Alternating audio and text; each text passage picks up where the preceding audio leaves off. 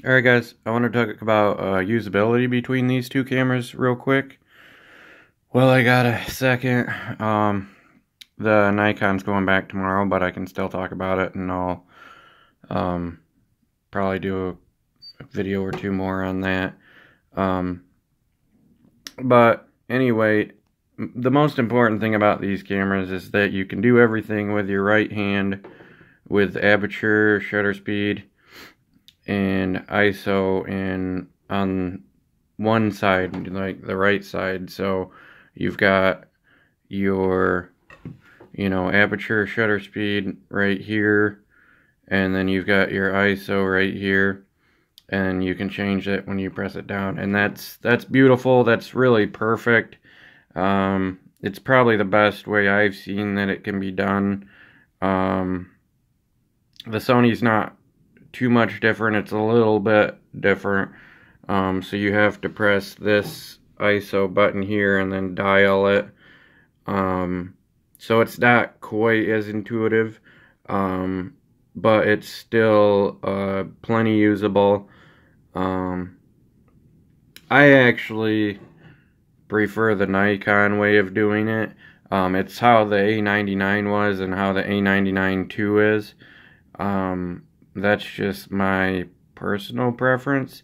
But both will get the job done, and the most important thing is that you don't have to use your left hand to do any kind of shutter speed, ISO, or aperture adjustments. And to me, that's important. So that's that part. And as far as like handling, this is basically just a big rock, and this is a smaller rock. Both are built pretty well like tanks. It's just depending on what you want as far as the size. Personally, I still like the smaller size a little bit because I can take it to travel and not have to worry about, being conspicuous, and also a lighter package when you're out and about on travel is, in my opinion, a nicer thing.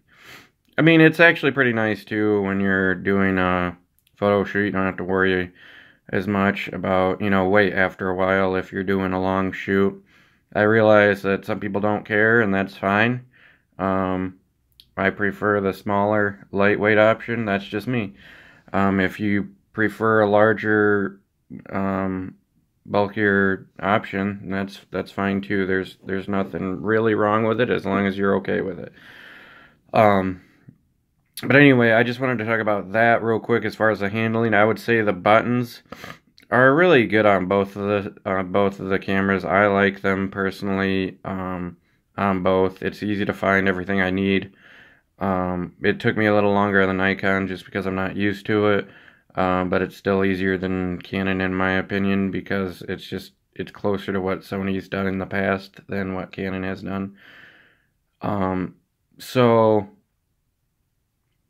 yeah, guys, I just wanted to make this video real quick about the handling, what I felt about it. I think both cameras are great with handling. I think that you can't really go wrong either way as far as that goes. I know some people say, oh, well, it's too small or whatever, and that's fine. Like I said, I think it just takes getting used to. If you're used to something this size, then yeah, I could see it being an issue. But honestly, it's actually more of an issue for me with something this size, just because I'm not used to this size. So yeah, just my opinion. It is what it is. But I plan on making a couple more videos on the d850. It's a great camera. But in the end, it's still a DSLR, and I still really like the EVF on the Sony's and what that kind of technology has to offer. So anyway, guys, have a good one. Bye.